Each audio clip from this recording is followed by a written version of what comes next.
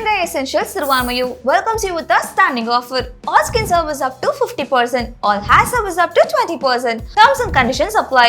For booking appointments 9840677057. Retro ஆன்மீகம் நேயர்களுக்கு வணக்கம். வணக்கம் சார். வணக்கம்மா, நமஸ்காரம். ரெட்ரோ ஆன்மீகம் நேயர்களுக்கு வணக்கம். தீர்க்க ஆயுஷ்மான் பவா. எல்லாரும் நன்னா இருக்கணும். ஸோ தொடர்ந்து நிறைய விஷயங்கள் மக்களுக்கு எடுத்து சொல்லிட்டு இருக்கோம். இது இப்படிதான், இது இப்படிதான். ஸோ இந்த விஷயங்களை நோக்கி போனால் எல்லாமே சிறப்பாக நடக்கும் அப்படின்னு நிறைய விஷயங்கள் சொல்லிட்டு இருக்கோம். சந்திர கிரகணம் அப்படின்னு ஒரு விஷயம் வருது. ஸோ அதை பற்றின ஒரு விளக்கம் நிறைய பேருக்கு அதை பற்றி தெரியும், தெரியாமலும் இருக்கலாம். ஒரு தெளிவான விளக்கம் கொடுத்தீங்களா? நம்மளால அதை பெருசா கண்டுக்கிறது கிடையாது. அது ஒரு டே தானே. சரி, ஒரு விஷயம் கேட்குறேன், இதை கண்டுக்கணுமா கண்டுக்க கூடாதா? கண்டிப்பா பயன்படுத்துற மாதிரி தான் இருக்கு. சந்திர கிரகணம்னாவே அது பாதிப்பு கொடுக்கும். சந்திரன்னா மனோநிலையை குறிக்கக்கூடிய ஸ்தானமா. செப்டம்பர் 7ஆம் தேதி இரவு 9:57 இருந்து நைட் 1:56 வரைக்கும் இருக்கு. அதனால அந்த ஹோல் நைட்ல ஒரு 3 மணி நேரம் 4 மணி நேரம் எஃபெக்ட் இருக்கு. கண்டிப்பா இதுல என்னன்னா 5 ராசிகளுக்கு கொஞ்சம் பிரச்சனைக்குரிய ஒரு ஸ்தானமா இருக்கப்படுது. 5 ராசிக்கு பேசிக்கலா இந்த சந்திர கிரகணம் சத்தியமா நல்லது பண்ணாது. அதுல முதல் ஒன்னே கும்பம் தான், அதுக்கப்புறம் துலாம், அதுக்கப்புறம் மிதுனம். என்ன சார் பாவம் பண்ணாங்க இந்த கும்பராசிக்காரர்கள்?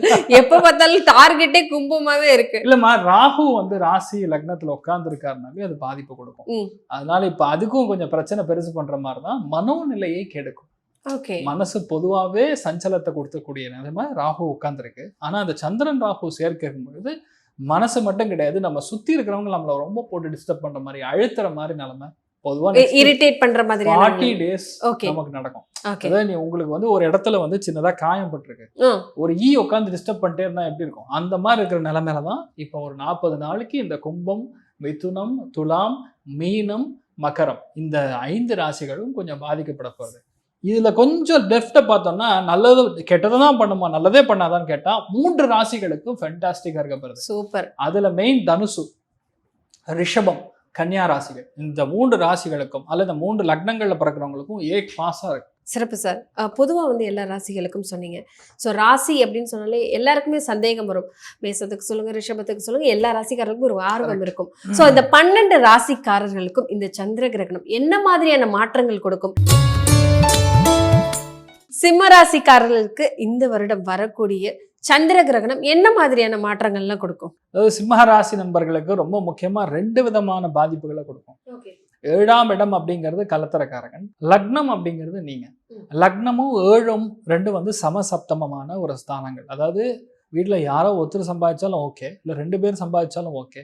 இப்ப யாரோ ஒருத்தர் சம்பாதிக்கலைன்னா இன்னொருத்தரோட சம்பாத்தியம் மேல எப்படி நம்ம டிபெண்ட் ஆகி இருக்கோமோ, இப்ப யாரோ ஒருத்தர் சரியா நமக்கு கை கொடுக்கல, நமக்கு சப்போர்ட் பண்ணலைன்னா எந்த அளவுக்கு நம்ம அடி வாங்குவோம், அதுதான் இப்ப நடக்க போகுது. 7ஆம் இடம்ங்கிறது சமசப்தமம். 7ஆம் இடம்னா மனைவி, 7ஆம் இடம்னா கணவர், 7ஆம் இடம்னா பார்ட்னர், 7ஆம் இடம்னா உங்க வாடிக்கையாளர்.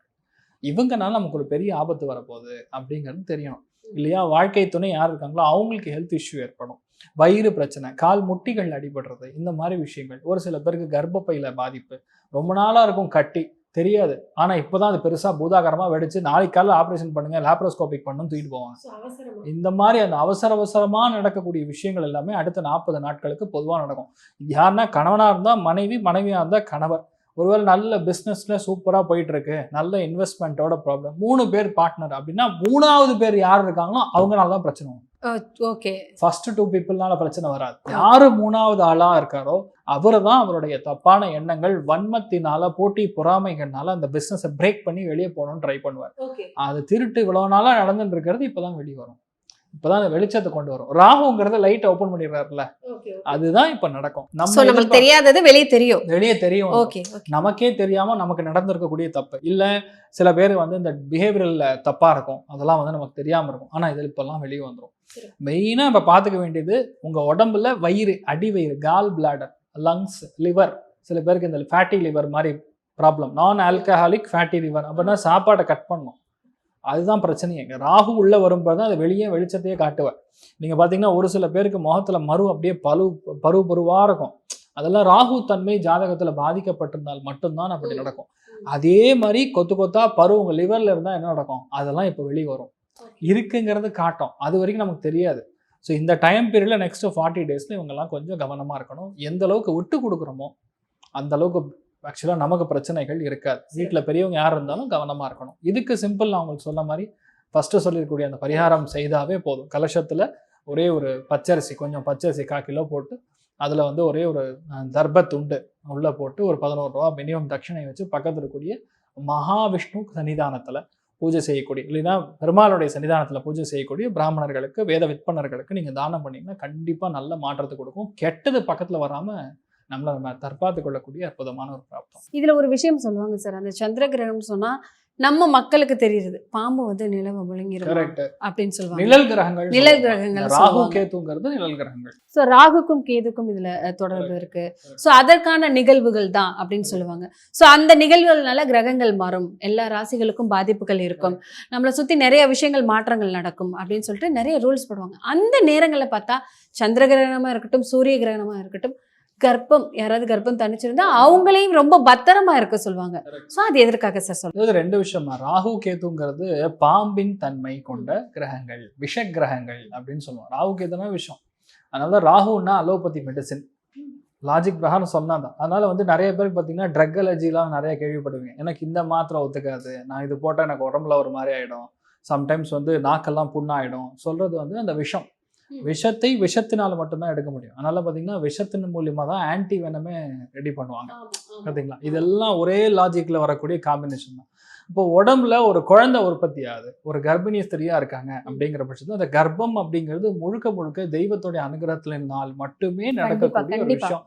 நான் நினைச்சேன் 10 நாள்ல குழந்தை அப்படிலாம் நடக்காது. 100% தெய்வ அனுகிரகம். அப்படி ஒரு கர்ப்பதாரணை இருக்கக்கூடிய ஒரு குழந்தைக்கு இந்த ராகு கிரஸ்த சந்திரகணம் இருந்தாலும் சரி, இல்லை சூரியன் கேது சேர்ந்து இருக்கக்கூடிய கேது கிரஸ்த சூரிய கிரகணத்தில் ஏற்பட்டாலும் சரி, அதாவது சாப்பிடக்கூடிய உணவு நஞ்சாக மாறும்னு அர்த்தம். சில விஷயங்கள் சொல்லுவாங்க, வயிற்றுல கர்ப்பமா இருந்தாலே வயிறெல்லாம் அரிக்கும், நமைக்கும். ஸோ வயிற்று சொரியாத, மீன் அரிக்குதுன்னா எதுவும் பண்ணாத அப்படின்னு சொல்லுவாங்க. ஒரு கர்ப்பமா இருந்தா என்ன சொல்லுவாங்க, தண்ணி குடிக்கணும், ஏதாவது சாப்பிட்டுட்டே இருக்கணும். ஸோ வந்துட்டு நம்ம எந்த டயர்டாயிடக்கூடாது அப்படிங்கிற விஷயம்லாம் சொல்லுவாங்க. ஆனால் சந்திர கிரகணமா இருக்கட்டும், சூரிய கிரகணமா இருக்கட்டும், அந்த நேரத்தில் வந்து எதுவுமே கொடுக்க மாட்டாங்க. ஸோ கையெல்லாம் ஆட்டிடாத, எதுவும் பண்ணிடாத, வெறும் சாமி வந்து அப்படிதான் கொண்டுட்டு வராங்க மக்கள். அந்த மாதிரி சொல்லும் போது சொல்லுவாங்க என்னன்னா, to be more preventive in nature. அதாவது என்னன்னா, நம்ம சின்ன கொஞ்சம் ஒரு 15 வருஷத்துக்கு முன்னாடி பார்த்தீங்கன்னா, இப்போ பெட்டெல்லாம் உட்காந்துட்டாங்க. நிறைய பேர் வந்து லேடிஸ் வந்து கர்ப்பிணிஸாக இருக்கிறது பாயில தான் படுப்பாங்க. அப்பெல்லாம் பாயில் இருக்கக்கூடிய அந்த ஒரு சின்ன ஒரு எக்ஸ்ட்ரா இருக்கிற என்ன சொல்லுவாங்க, ஒரு ஸ்டிக் மாதிரி இருக்கிறத நீங்கள் பிச்சு போடுறது, போர் அடிக்குதுன்னு சொல்லி நகத்தை கட் பண்ணி போடுறது, இதெல்லாம் விஷமாக மாறும், இதெல்லாம் தோஷமாக மாறும். அதனால தான் இதெல்லாம் பண்ண வேண்டாம்னு சொல்கிறாங்க. 2வது, கண்டிப்பாக உபவாசம் இருக்கணும் அப்படிங்கிறது பசிக்கணும், இல்லைன்னு சொல்ல. கர்ப்பிணி ஸ்திரீகள் அதனால சொல்கிறேன், 3 மணி நேரத்துக்கு முன்னாடியே சாப்பிட்டீங்கன்னா நைட் நேரம் உங்களுக்கு பிரச்சனை கிடையாது, தூங்கி எந்திரிச்ச போறீங்க, காலையில் சரியா போகுது. இது எல்லாத்துக்கும் விமோச்சனம் உண்டுமா மெயினாக. அதாவது என்ன பண்ணுறீங்க, தர்ப இருக்கும், எல்லா இடத்துலையும் கிடைக்கும். இந்த பூஜா சோமன் ஸ்டோரில் தர்ப இருக்கும். நீங்கள் வந்து ஒரு 4 கிலோ வந்து அருமையான மாவு அரைச்சி வச்சிருக்கீங்க, நாளைக்கு காலையில் இட்லி ஊற்றணும்னு சொல்லி, அந்த 4 கிலோ கொண்டு போய் கொட்ட முடியாது. அந்த தர்ப புல்லை பிச்சு நைட்டை நீங்கள் போடும்போது அந்த ஒரு இதுங்கிறது தோஷமாக மாறுவது கிடையாது. மேக்னெட்டிக் ஃபீல்டுங்கிறதே ரொம்ப ஜாஸ்தியாக இருக்கும். அதனால தான் பார்த்தீங்கன்னா, ஒரு கம்பை நிறுத்தி வச்சாலும் கரெக்டாக சந்திரகிரகணம் டைமிங் அந்த கம்பை நிற்கிற நிறைய வீடியோஸ் நீங்கள் ஃபிசிக்கலாக பார்த்துருப்பீங்க. This is the result.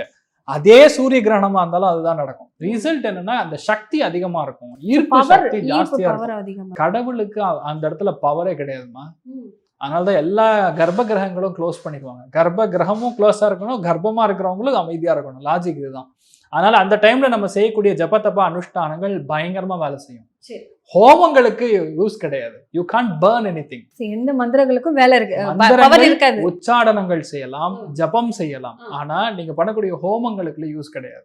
9:56 இந்த நைட்டு உங்களுக்கு 7ஆம் தேதி செப்டம்பர் நைட் 9 மணி 57 நிமிஷத்துக்கு நடக்க போகுதுன்னா, 9 மணி 56 நிமிஷத்துக்கு நீங்க குளிச்சுட்டு நீங்க ஏதாவது ஒரு இஷ்ட தெய்வத்தை ஜபம் பண்ணலாம். இப்போ முருகனே உங்களுக்கு பிடிக்கும்னா முருகனுடைய கந்த சஷ்டி கவசம் சொல்லலாம், வேல்மாறல் சொல்லலாம். ஃபார் எக்ஸாம்பிள் நீங்கள் ஆஞ்சநேயர் பிடிக்குன்னா ஹனுமத் கவச்சம் சொல்லலாம், விஷ்ணு சஹஸ்ரநாமம் சொல்லலாம். உங்களுக்குன்னு ஏதோ ஒரு ஜபம் எடுத்துக்கலாம். அதை நீங்கள் 9:56க்கு முதல் குழையில் சென்டர் அது முடியாது பார்த்தீங்கன்னா 1:56 தான் முடியுது. அதனால 11 மணி 20 நிமிஷத்துக்கு சென்டர்ல இன்னொரு குளியல். ஏன்னா அது போய் கரெக்டாக சென்டர் ஆஃப் இதில் வந்து உட்காரும். அந்த சந்திரனை வந்து ஹாஃப் சந்திரனா தெரியும். அந்த டைம் வந்து இது பண்ணும். முடிஞ்சதுக்கு அப்புறம் 1:56 முடியுதா, 1:59க்கு தான் குளியல். முடிச்சுட்டு தான் மறுபடியும் சாணா சந்தியாவனம் பண்ணிட்டு உங்களுக்கு ஆக்சுவலா இது நைட் நடக்கிறதுனால யாருமே பெருசா கண்டுக்க மாட்டாங்க. அதான் சில பேர் என்ன சொல்லுவாங்கன்னா குளிக்க முடியாது, தண்ணி தெளிச்சுக்கலாம் அப்படிங்கிற அப்படிலாம் விஷயம் இல்ல. சொல்லுவாங்க. அப்ப இல்ல அதெல்லாம் பண்ணலாமா அப்ப வயிறு பண்ணக்கூடாது? பசிச்சது அப்படின்னு சொல்லி கொஞ்சோண்டு ஒரே ஒரு பருக்க மட்டும் சாப்பிடுறேன்னா முடியுமா? அப்படி கிடையாது. பண்ணா கரெக்டா பண்ணும். இப்போ என்னன்னா நைட்டு நீங்க குளிக்க மாட்டீங்க கரெக்டா, நெக்ஸ்ட் டே காத்தால கண்டிப்பா நீங்க குளிச்சுட்டு அதுக்கப்புறம் தான் ஃப்ரெஷ்ஷா காஃபி போடுறது. பாலே அப்பதான் உங்களுக்கு வந்து புதுசா காய்ச்சி வச்சு அதுக்கப்புறம் தான் காஃபி சாப்பிட்றதுங்கிற மாதிரி பண்ணோம். பொதுவாகவே சந்திர கிரகணம்ங்கிறது கொஞ்சம் பயப்பட வேண்டிய ஒரு விஷயம் தான். இதுக்கு எளிய பரிகாரம் 12 ராசிகளுக்கும் ஒரே பரிகாரம் தான். ஒரு சின்ன ஒரு என்ன சொல்லலாம் பூர்ண கும்பம் மாதிரி ஒரு கலசம் எடுத்துக்கணும். இல்லைன்னா நீங்க பூஜா சாமான் ஸ்டோர்லயும் கிடைக்கும். அதுல வந்து நெல் பயிர் போட்டுக்கலாம், நெல்லா போட்டுக்கங்க. அதுல ஒரே ஒரு துண்டு தர்ப துண்டு, அதாவது தர்பை அப்படின்னு கேட்டிங்கன்னா கொடுப்பாங்க, அது கொஞ்சோண்டு போட்டுட்டு 11 ரூபா மினிமம் நீங்கள் தட்சணை வச்சு பக்கத்தில் இருக்கக்கூடிய பிராமணர்களுக்கு, அதாவது பூஜை செய்யக்கூடிய வேத விற்பனர்களுக்கு நீங்கள் தானம் செய்தீங்கன்னா இந்த ஒரு கலச தோஷம், அதாவது இந்த கிரகண தோஷம் கண்டிப்பாக உங்களுக்கு நிவர்த்தி ஆகும்.